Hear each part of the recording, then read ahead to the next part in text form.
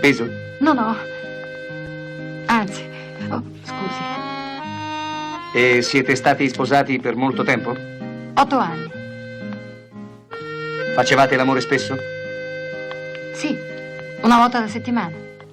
Giorgia e Mario passeggiano lungo i Buranelli. A Treviso, lei moglie insoddisfatta, lui artista ammaliante che fa perdere la testa. Metti Gigi Proietti e Monica Vitti, anno di grazia 1972, nel film di Franco Giraldi, Gli ordini sono ordini. Il compianto ammatatore romano in una pellicola agrodolce, un po' pruriginosa, sulla crisi della coppia borghese e lo scenario della marca gaudiosa. In un anno per 8 anni avete fatto l'amore 400 volte. Ma non solo, c'è molto Veneto in questo singolare film dove due stelle del cinema si spostano in scenari ben riconoscibili, come a Padova, tra Prato della Valle e Piazza delle Erbe.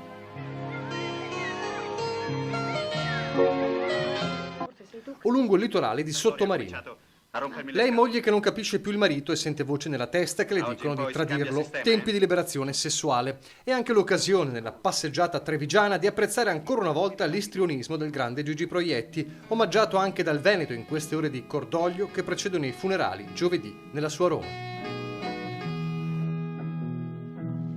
Dico, se uno ha voglia di fare l'amore, uomo o donna che sia, basta dirlo, non è mica un dramma. Che bisogno c'è di fare l'ipocrita? Io lo dico a te e tu lo dici a me, no?